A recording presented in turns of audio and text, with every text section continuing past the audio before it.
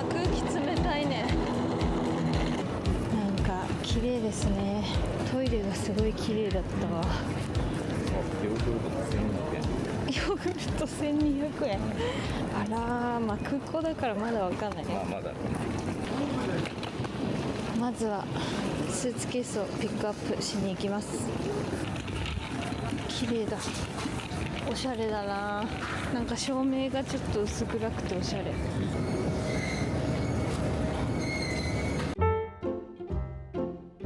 ポルトガルのリスボンからノルウェーのオスロ空港に無事到着しました。今オスロは11度、最高14度、最低2度です。でもうすぐ12時半なんですけど、これからホテルに向かってチェックインを済ませたいと思うんですが、今回はトリファさんとのタイアップでこのノルウェー Vlog をお届けしたいと思います。で去年の11月に公開したベトナム旅行 Vlog もトリファさんとのタイアップで動画をお届けしたんですけど、その動画が好評だったということで今回もお声掛けいただきました。見てくださってる皆さんのおかげです。ありがとうございます。で改めてトリファが何ぞやってことなんですが、トリファは海外渡航者向けの eSIM 通信サービスなんですね。で私は今回のヨーロッパ旅行でここノルウェーの前にスペインとポルトガルはポルトとリスボンを巡ってきたんですが、その2カ国でもトリファの eSIM を使ってスマホを快適に利用することができていました。トリファの eSIM は回線の切り替えが本当に簡単なので今からやってみようと思います。まず日本でやることがあって、それはトリファのアプリを事前にダウンロードして自分に合ったプランを購入して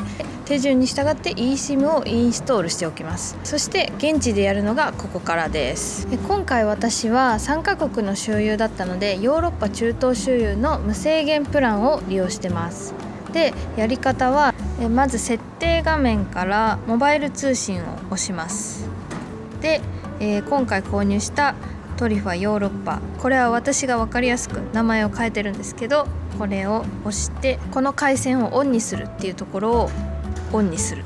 で、飛行機では機内モードだったのでこの機内モードを外して、そうするともうこのように回線がつながりました。これだけで、もう何不自由なくスマホを利用することができます。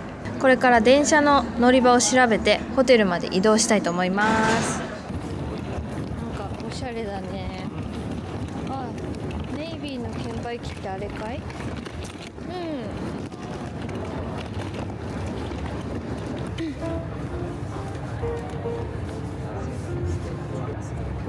シングルチケットだと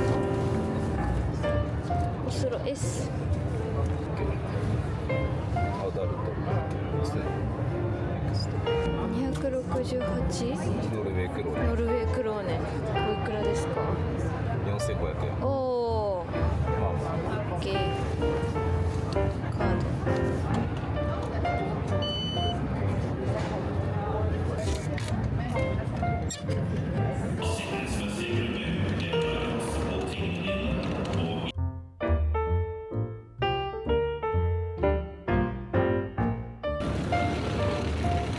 あった、13時3分って書いてある。こちらのチケットは自分で時間を選ばずに勝手にこうやって時間が決まって出てくるんですが、自由席なので1本前のに乗れたら乗っても大丈夫って感じです。これから乗る列車はローカル系の方なんですけど、ここから出てる特急列車みたいなやつとそんなに乗車時間が変わらずなので、我々はこちらのローカル系の電車に乗ってホテルへ向かいます。列車でオスロ中央駅を目指す間に、先ほどささっと説明したトリファの海外 eSIM についてメリットをお話しします。私は前回の海外旅行から eSIM を使い始めたんですが、 eSIM ってレンタル Wi-Fi や物理 SIM と違って受け取りや返却の手間がないので旅行だけに集中することができます。レンタル Wi-Fi はバッテリー切れを心配したり荷物が増えるんですけど、 eSIM はその心配もなくて非常に気が楽です。そしてトリファはご覧の通り世界200以上の国と地域に対応していて、プランも1日単位から選べます。購入は渡航日を指定してギガ使用量を選択するだけで OK。 eSIM のインストール方法も画像付きで手順を教えてくれるので、初心者さんでも分かりやすいと思います。私は今日までスペインとポルトガルを回ってきましたが、 eSIM だと回線を切り替えるだけなので、国から国への移動でも空港ですぐにスマホを使えるようになるし、パソコンとテザリングしても通信速度はいつも通り使えています。そしてお得な機能がいくつかあって、 eSIM のまとめ買い&譲渡機能というもの、これは1人が eSIM をまとめて購入して他の人にも配れる機能で、2人分買うと 5% オフ、3人分買うと 6% オフなど割引が適用されて、 eSIM をもらう側はトリファのアプリをインストールして送られたリンクをタップするだけで OK です。もう一つがトリファポイント機能で、トリファは使うたびにポイントが貯まって次回の eSIM 購入時にお得に利用することができます。そういったメリットがたくさんあるトリファですが、なんと今回もこの動画を見てくださっている皆さんへ、トリファの海外 eSIM が 5% オフになる割引クーポンコードをいただきました。この機会にぜひトリファの eSIM を試してみてください。と言ってる間にオスロ中央駅に着きました。それでは引き続きノルウェー旅行 Vlog をお届けします。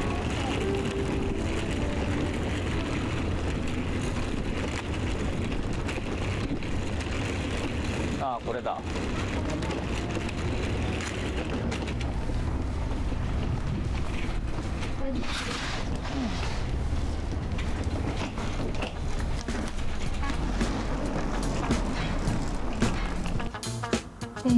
今2時半でホテルのチェックインが3時だったんですけど、早めに入れてもらいました。こちらがノルウェーで4泊お世話になるホテルです。このツインベッド1つと、こっちにデスクがあって、ここにこういうスーツケースを置けるような扉があり、なんか引き出しが3つあって、でバスルームがこっちで、トイレと洗面台、そしてシャワールーム。あ、シャワーヘッド動かせるやつあれ、ですね。非常にシンプルな。以上です。これから街へ繰り出してランチを食べたいと思います。行ってきます。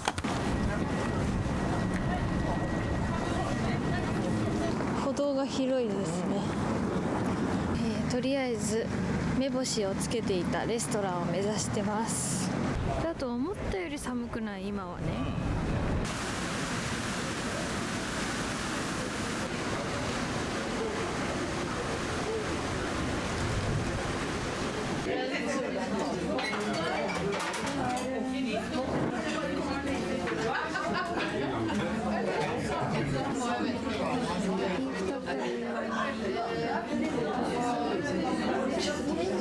何スープだっけそれ。クリームフィッシュスープ。最高級でございます。思ってる硬い。どうよ。美味しい。薄味だ。ちょっと塩コショウ足そうかなって感じ。ムール貝とかサーモンとか白身魚。どう？うまい。よかったね。うまいっしょ。美味しい。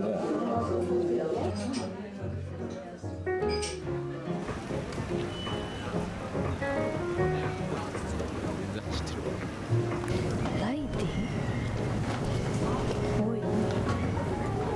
自転車乗りたいですね。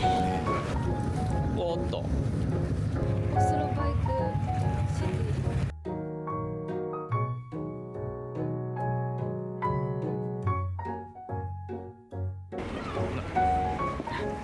意外とみんな信号無視はする。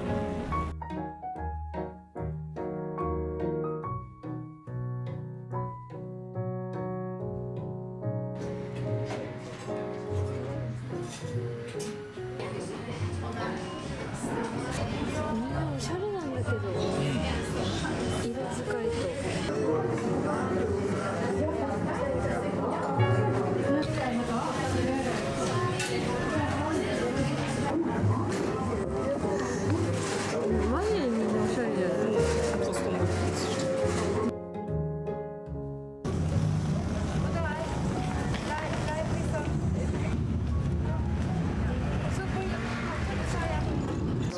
安いのもあるよね。特質のちょ3000円ぐらいってこと。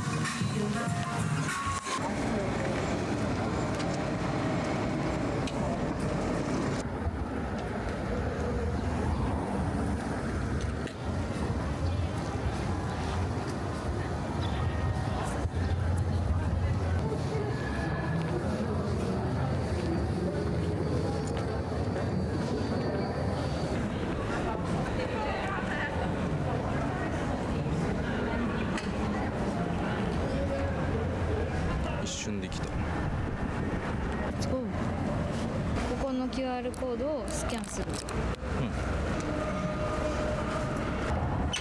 おう。普通にこれでいける。イエー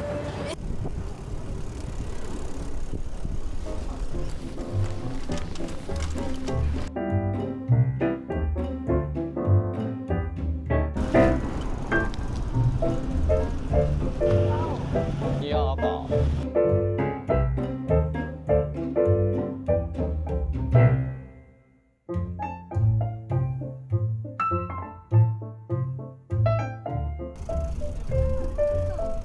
たまに電動がある。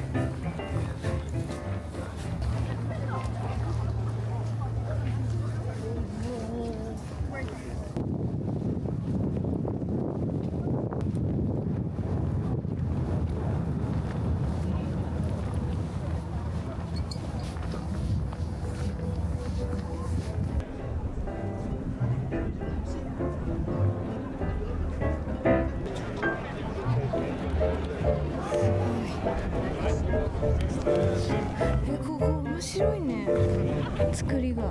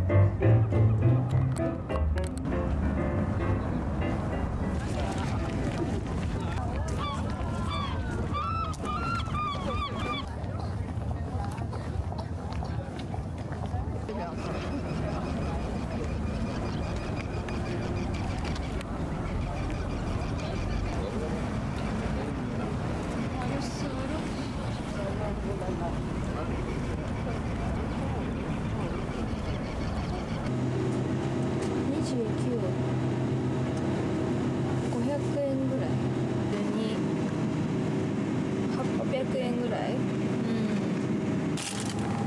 ファンタが500円。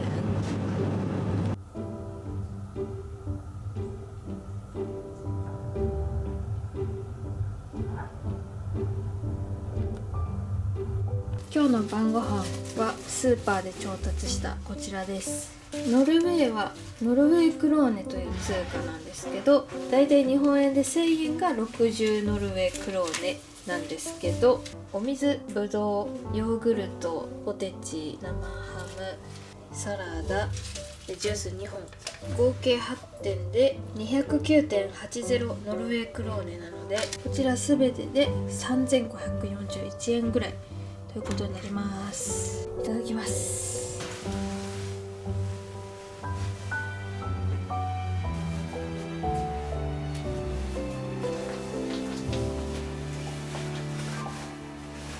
おはようございます。今朝の5時半です。現在のオスロは3度、最高15度、最低3度です。今日はこれからまた昨日降り立ったオスロ空港に向かって飛行機でベルゲンという地に移動します。飛行時間は50分程度で、ここから列車でも行くことができるんですけど、それだと7時間ぐらいかかるので、飛行機で約1時間かけてささっと行ってでベルゲンの地でゆっくり観光したいと思ってて、私たちがノルウェーに行きたかった一番の理由がベルゲンでフィヨルドを見ることで、フィヨルドは深くて細長い入り江のことなんですけど、そこが結構絶景な場所なので今日すごく楽しみにしていました。ベルゲンに行ったらレンタカーを借りているので、車でフィヨルドを目指したいと思います。それでは行ってきます。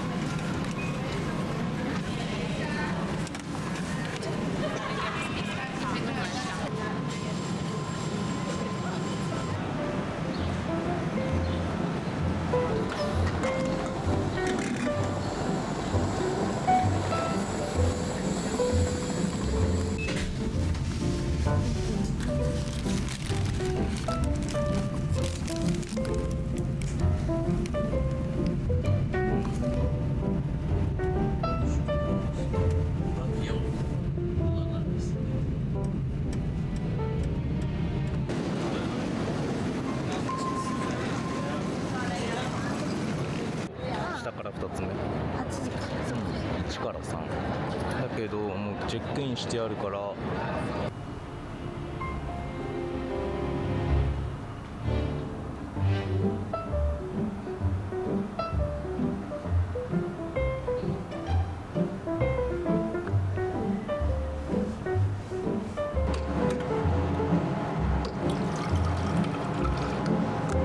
攻める。高いですから。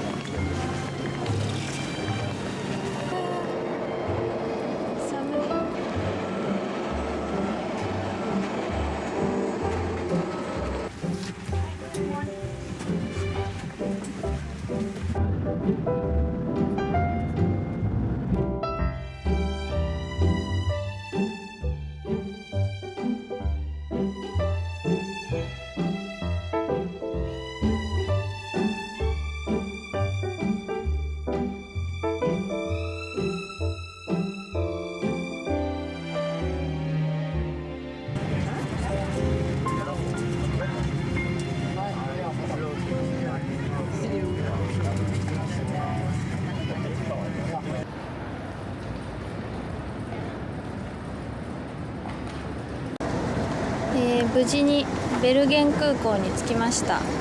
今から空港の中にあるレンタカー屋さんに向かいます。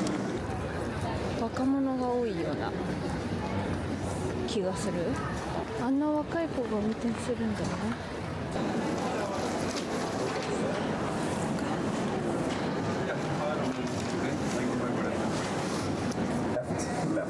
？That's for the path. My colleagues are down there with the keys in the car, so just show them the envelope. Okay. Okay? Yes.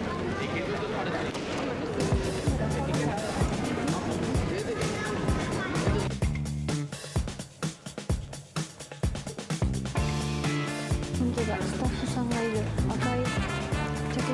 かな。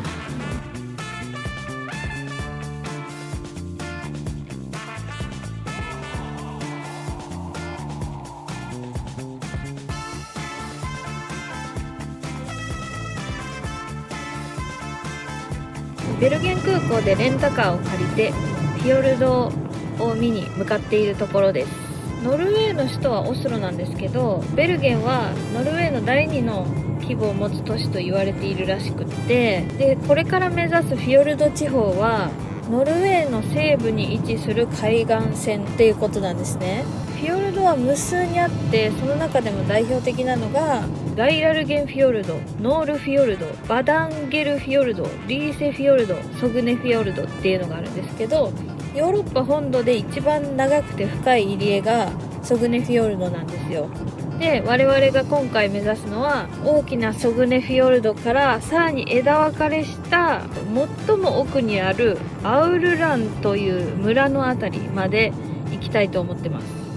で今レンタカーで向かってるんですけど、フィヨルド観光は定番のルートがあって、特に人気なソグネフィヨルドだとベルゲンからの日帰りクルーズとか列車とかバス、フェリーを乗り継いでいくルートが一般的みたいです。そのベルゲンを拠点に宿泊するのがよく見るプランだと思うんですけど、我々はオスロのホテルに泊まっているので、今日はそのアウルランまで行ってまたベルゲンに戻ってレンタカーを返却したら、ベルゲンからオスロまで向かう寝台列車に乗って帰ります。だから明日の朝にはホテルのあるオスロに着いているという日帰り旅になっております。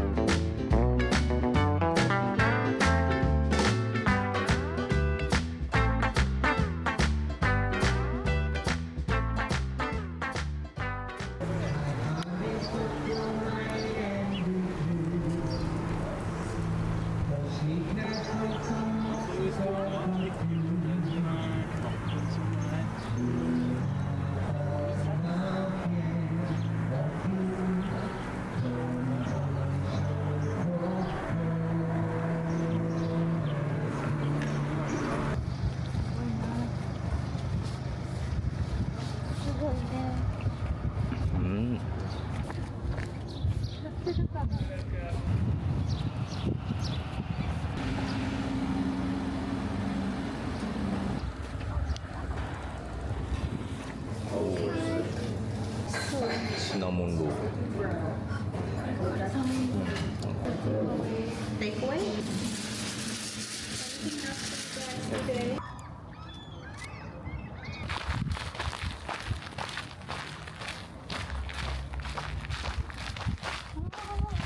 おお、ちょっとすごいね。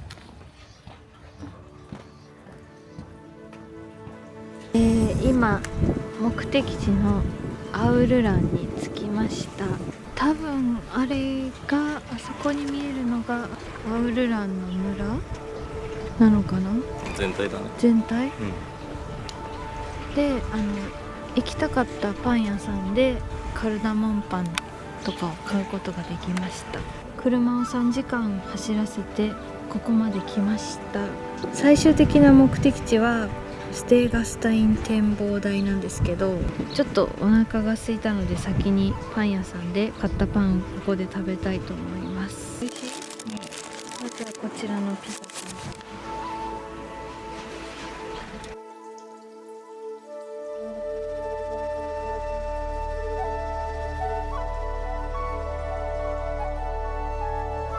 怖いよね。海見えてる。怖い怖い怖い怖い怖い。すごいよ。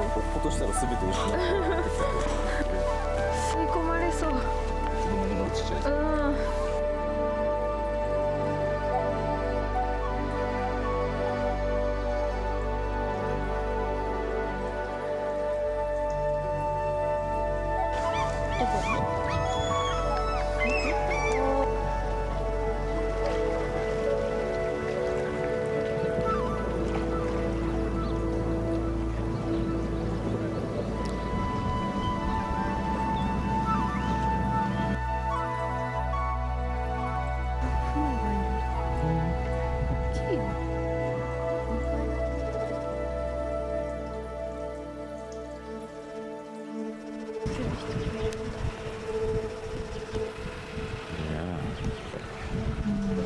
どうやって降りてくるの？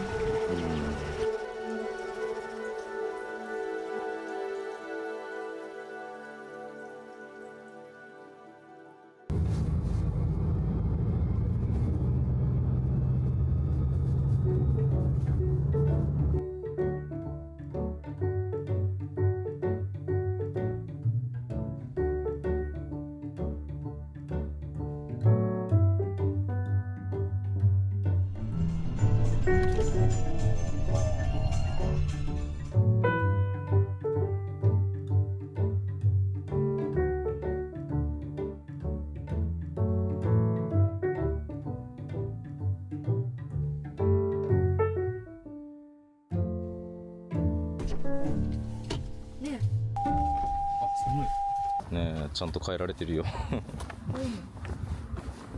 スキー場から来てる。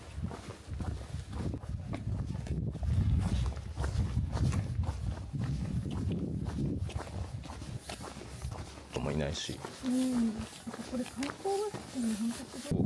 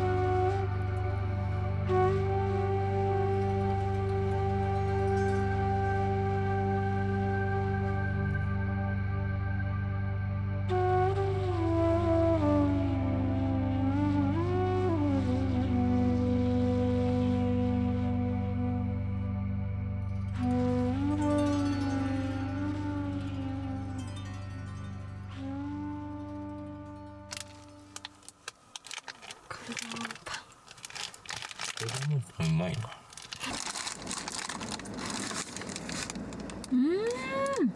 美味しいね。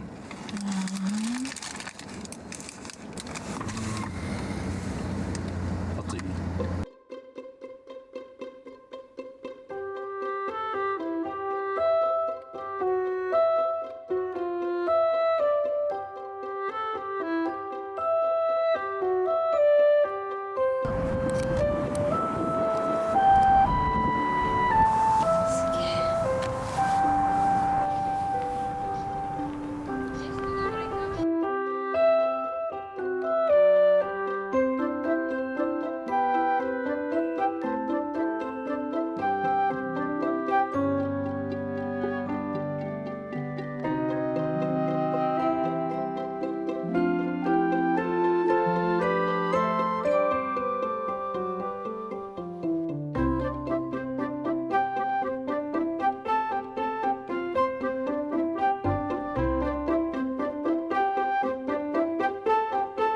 今ベルゲンに戻ってレンタカーを返してきました。夜の8時です。すごい明るいですけど8時です。寝台列車が夜の11時発なので、それまでどこかプラプラしてみたいと思います。ご飯ね。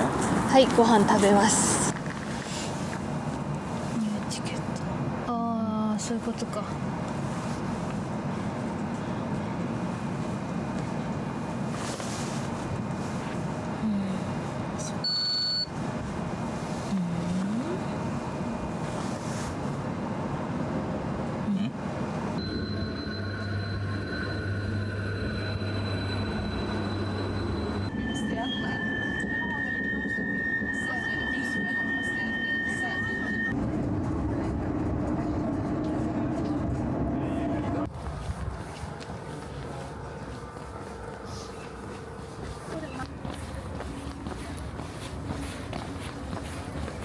電車は割とある。フィッシュマートこれ。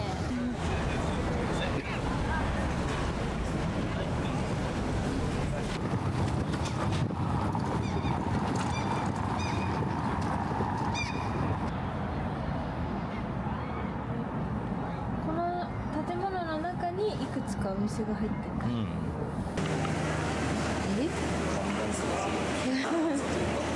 何デカ盛り。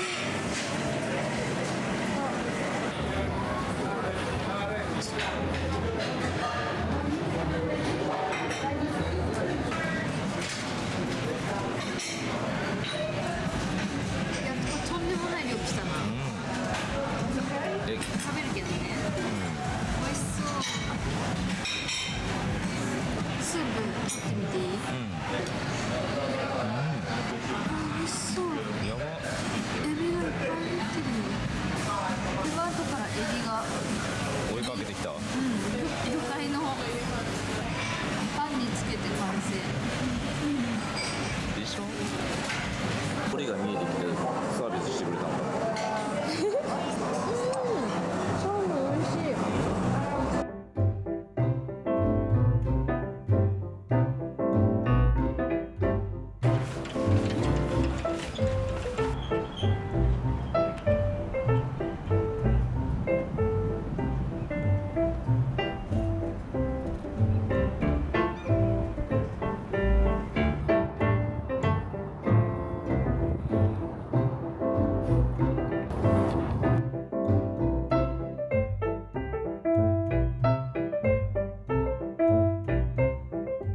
晩ご飯を食べました。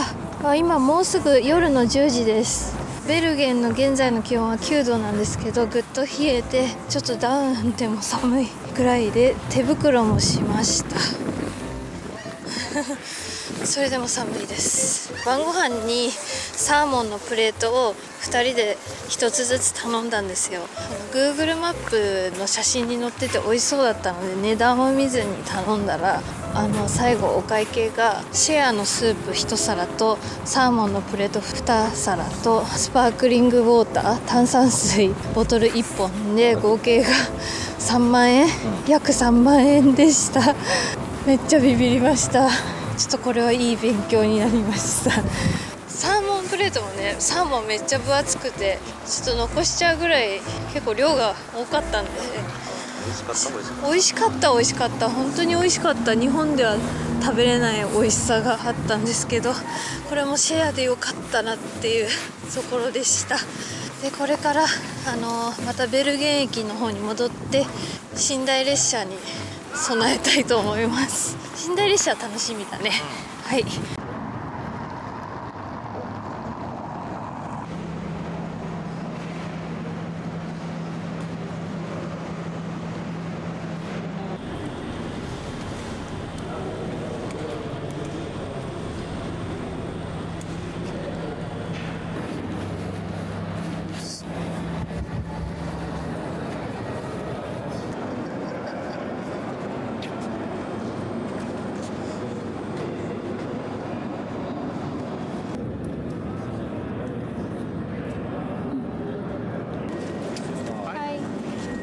Number 421.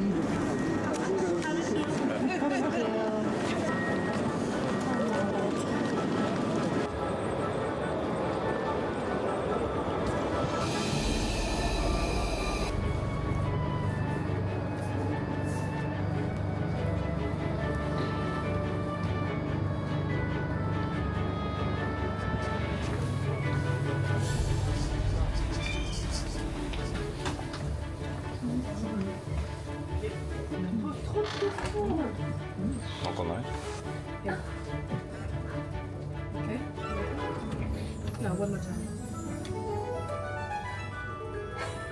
was also slow. 反応してるけどね。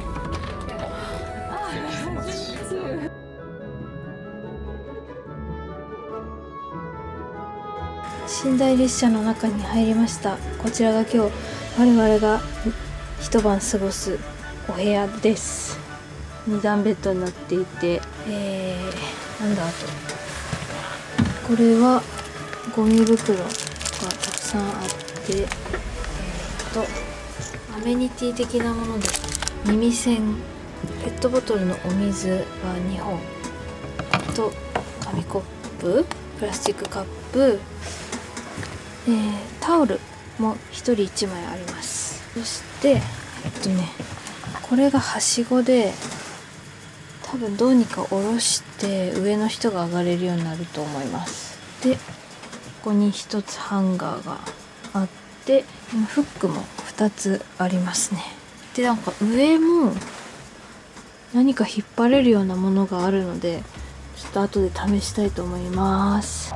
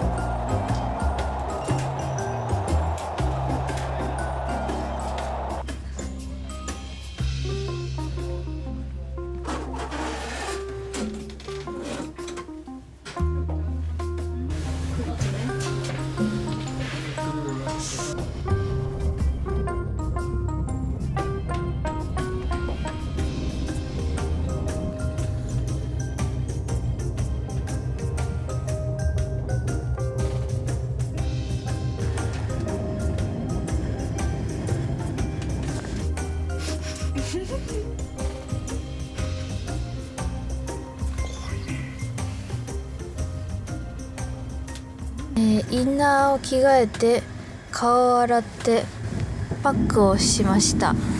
今12時です。今夜中の12時です。布団も結構大きくてあったかいのと、なんか暖房っぽいのも出てます。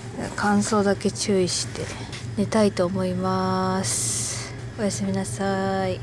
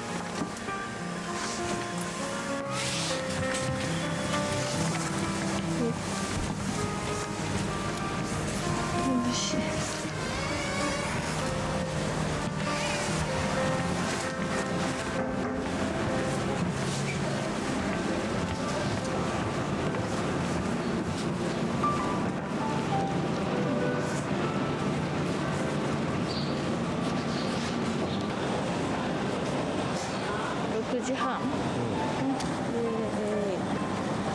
意外と寝れました。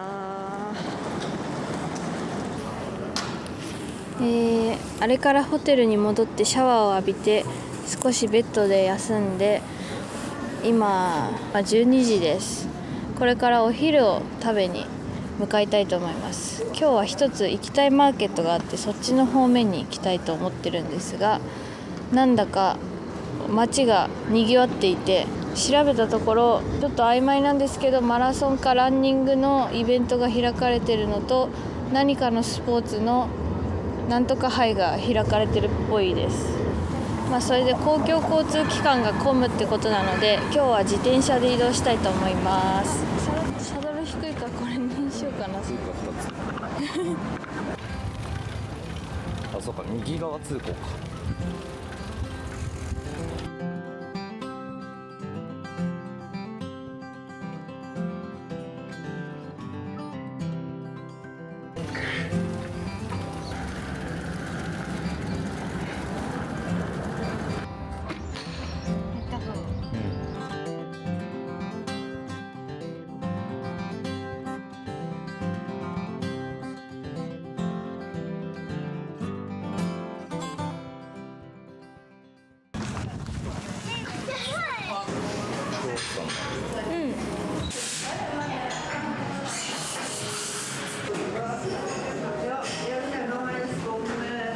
なかなか可愛い。まあ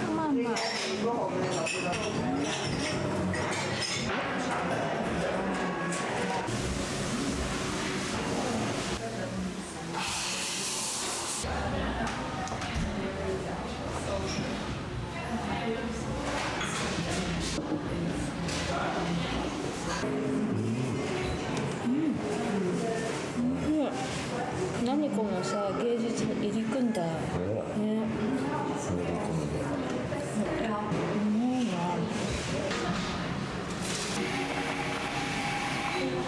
歩いて15分ぐらいの場所にあるベストカントトルベットマーケットに向かってます。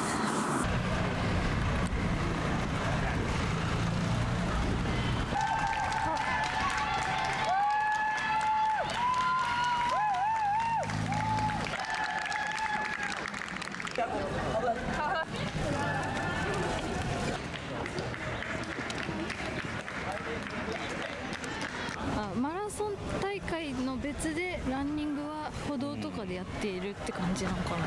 ポスターとかがないから分かんないね。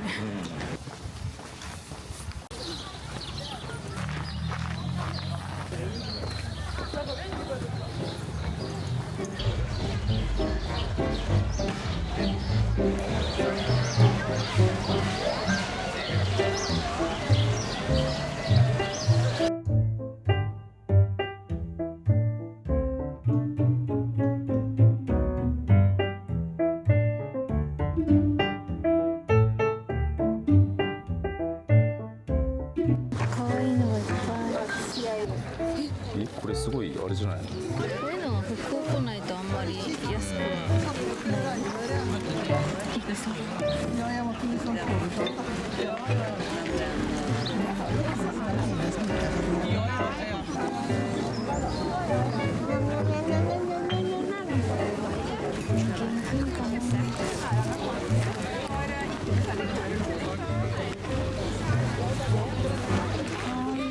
これなんだろう。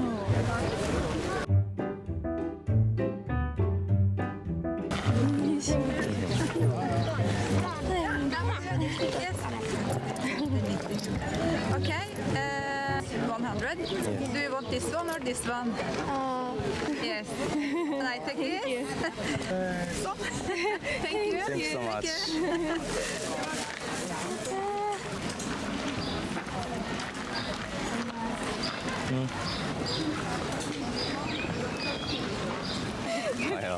僕2個2000円。 2000円。安いね。安い。ポルトガルで買うより安い。安かった。結果オーライ。オッケー。ありがとう。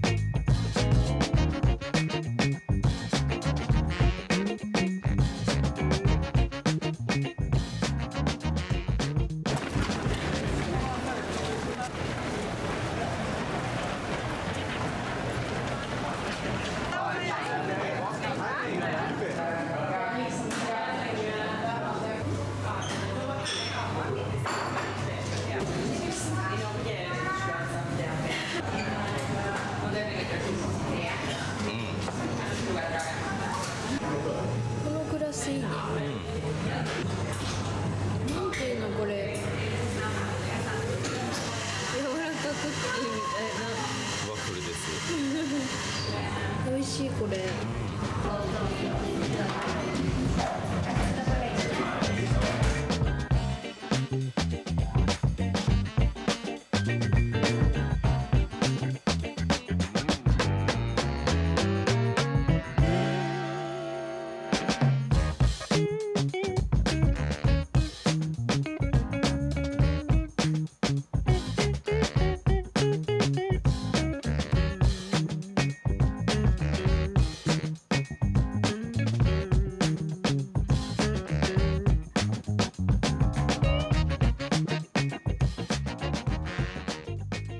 結婚式に備えて、あ、さすがに高い。かわいい。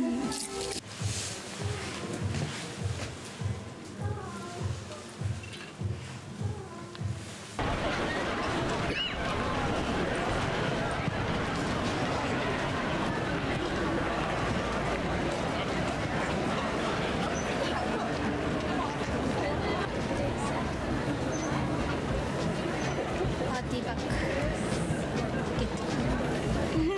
本日3つ目。はい、3つ目のバッグです。これは友達の結婚式とかで使う。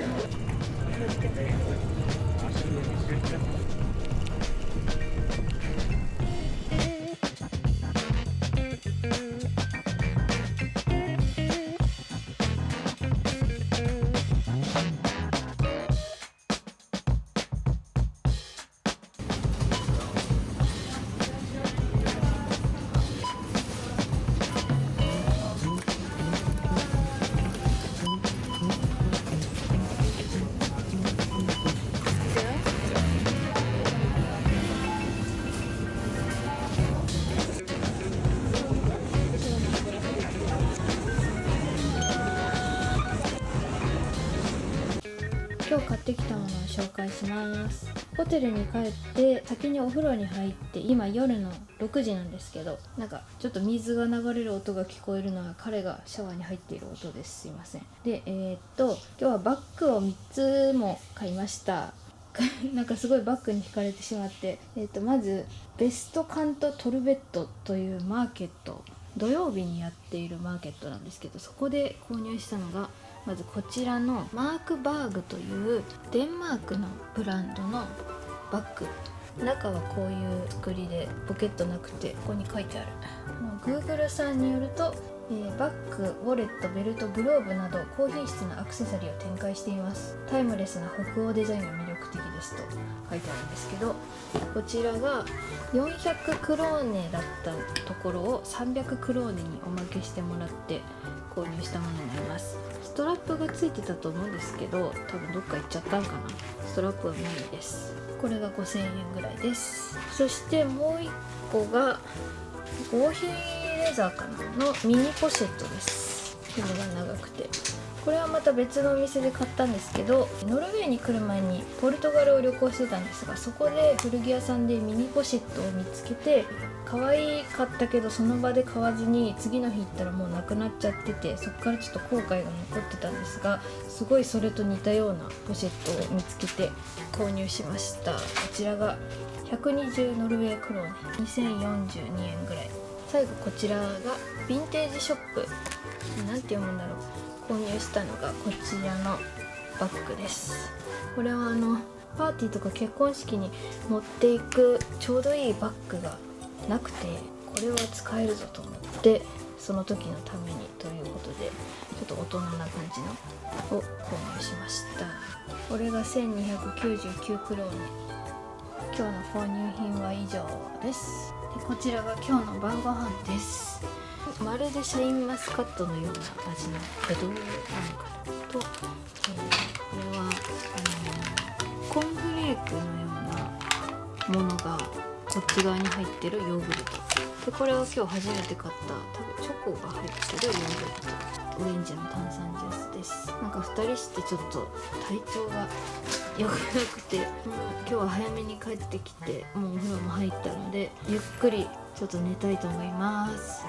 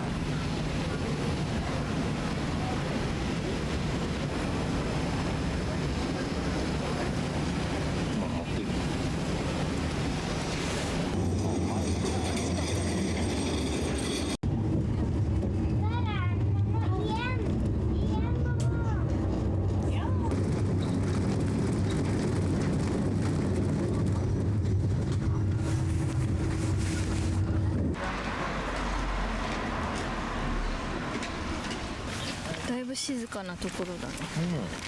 わ、卓球台？本当だ。おしゃれね。卓球台があるよ。今からシナモンロールが美味しそうなお店に向かいます。そこで朝食を食べます。いや、隣のもめっちゃおしゃれ。おしゃれ。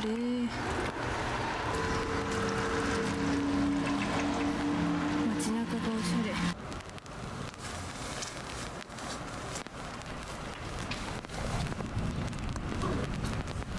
行きたかったカフェ黒に来たんですけど満席で、あと食べたかったシナモンロールが売り切れてたので諦めて別の場所に行こうと思います。晴れてたら外でも食べれたんですけどちょっと残念。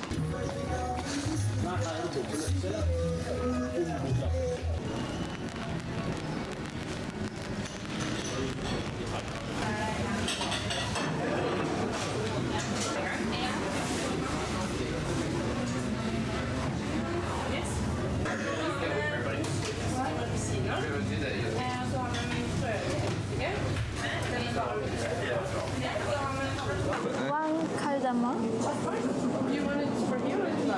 for here. For here? アイスラテ Yes. With flavor in the coffee. flavor?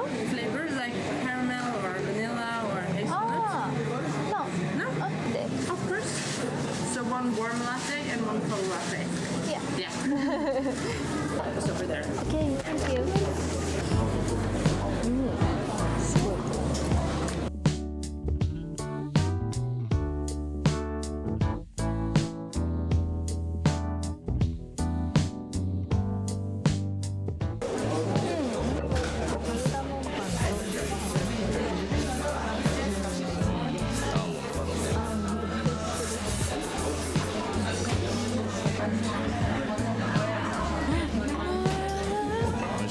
美味しい。そもそもカルダモンパンを普段そんなに食べないからかもしれませんけども、やっぱ美味しい。めっちゃ美味しい。もちもち系。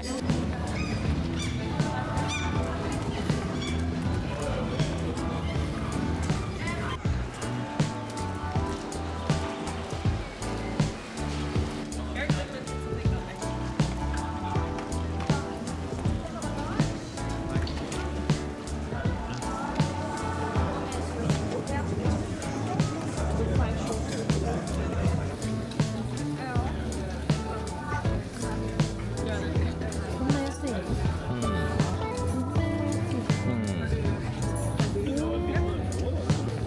中からすごい出てくるよ。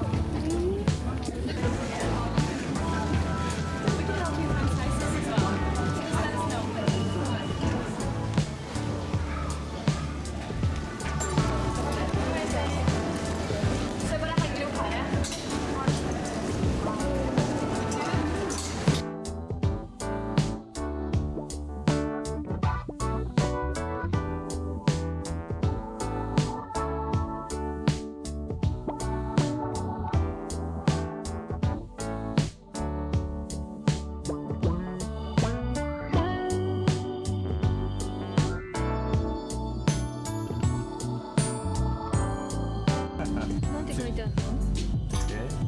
共和産業。なんか聞いたことありそう。すごい。どっから集めてくる？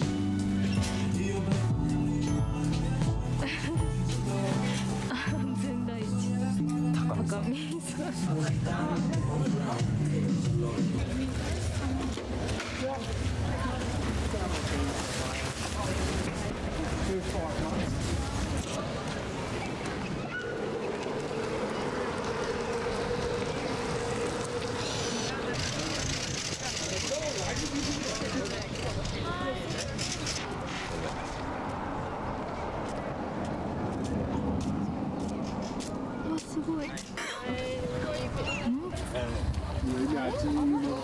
あっちあっち。そうだよね。左もおしゃれ。そんなマーケットでうん。インゲね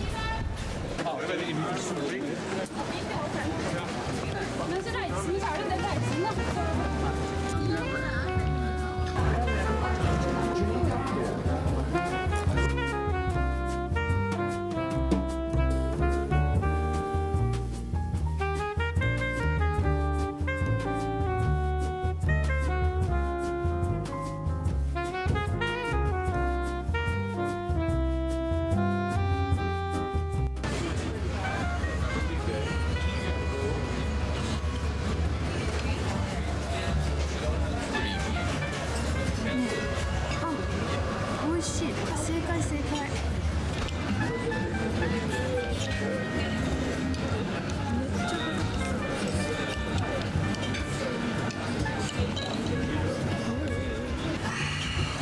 美味しいです。もう小バッグはさすがなんか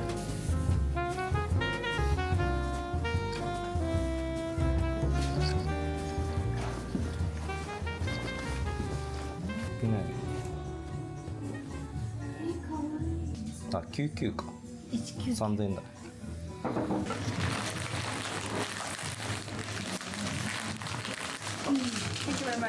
Thank you.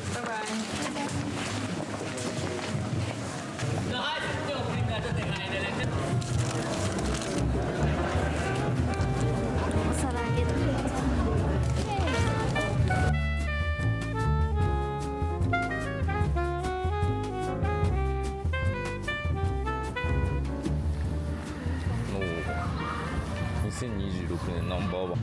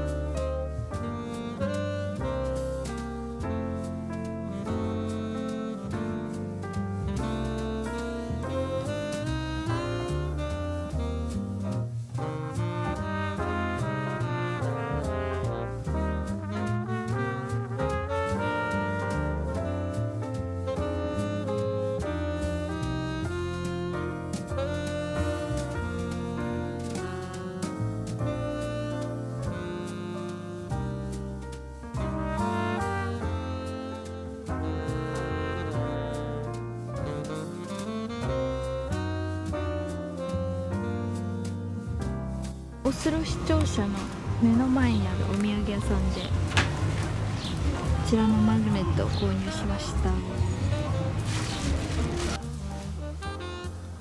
最終日買ってきたものを紹介します。まず日曜日にマーケットをやっている通りで購入したのがこのガニーというデンマークのブランドなんですけど、これがアウトレットセールみたいな感じでめっちゃ安く売ってて、元が2695クローネなので45,000円ぐらいで、調べたらウェブストアだと今それが半額の22,000円ぐらいになってるんですが、今日見つけたこの箱売りセールみたいなところでは同じものが500クローネになってたので8504円購入できました。元が45,000円と考えると相当お得。デザイン性のあるものはあまり買わないんですけど、安さにやられて購入しました。ウエストがゴムで裾が絞れるようになっているいい買い物だと思います。で、続いてがこちらのショップで見つけたのがこのお皿です。これがスタバンゲルフリントというノルウェーの陶器メーカーだそうです。かわいいんです。こちらが200ノルウェークローネなので3400円ぐらい。続いてティム・ウェンデルボンというコーヒーショップで購入したコーヒー豆です。ノルウェーのスペシャリティコーヒー文化を世界レベルまで押し上げた存在の一つ。浅入り産地の個性を重視する北欧スタイル、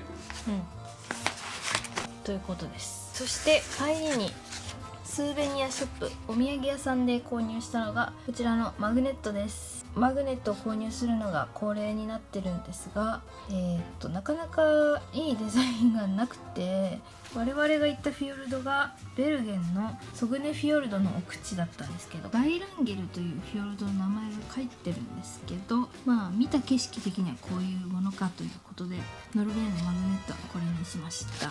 コンビニで購入したお土産系のものがこちらです。これがフィッシュスープの素で、こっちがブロッコリースープなのかな、トロっていうのがお土産にはおすすめみたいな記事を何かで見たので購入しました。あとはこちらのチョコレート、これもキットカットみたいなお菓子、多分これはなんか美味しそうだったから買ったワッフルです。で、こちらはクッキー、そんな感じでございます。以上が今日の購入品です。ノルウェー最終日というか、このヨーロッパ旅行の最終日で、もうすぐ夜の7時です。明日の朝4時過ぎにはホテルを出て空港に向かって東京に戻るので、これから早めに晩ご飯、もう恒例のこれとヨーグルト、ポテチ荷造りしたら早く寝ます。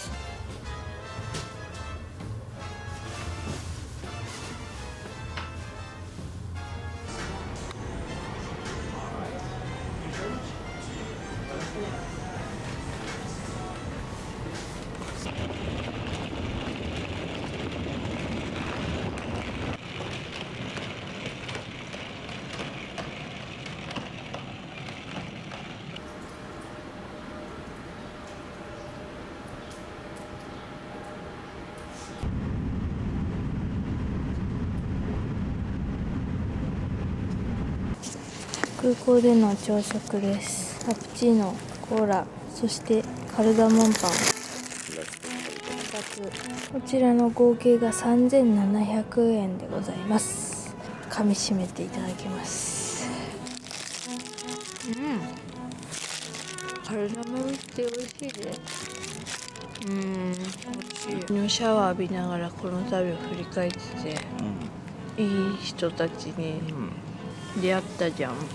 嫌なのも一回もしなかったな。ノルウェーの人は爽やか系の優しさっていうか、そよ風みたいな「はい」って言ってサラサラサラ、こっちもふわふわふわ。お店に入る時に「はいハロー」って言うと、どんな作業しててもこっちをパッて見て「はい」って挨拶してくれるんだけど、その時の口角の上がり方がすごい。私は多分できない。あんなの日本の人でも神接客って言われるぐらいの口角の上がり方あれみんなできるのすごい。最後のカルダモンパンも美味しくいただきました。ちょっと途中体調崩したりなどあったんですが、見たかったフィヨルドを見れて、食べたかったカルダモンパンもたくさん食べれて、マーケットにも行けて、すっごい楽しいいい思い出ができたノルウェー旅行でした。そしてトリファのおかげで何にも問題なくスマホを使っていろいろ調べて、行き先を調べて、とてもスムーズな旅もできました。そして今回も見てくださっている皆さんへ、トリファの利用が 5% オフになる割引クーポンコードがあります。これから海外旅行の予定がある方はぜひ使ってみてください。悲しいですが日本へ帰ります。ということで、ここまで見てくださってありがとうございます。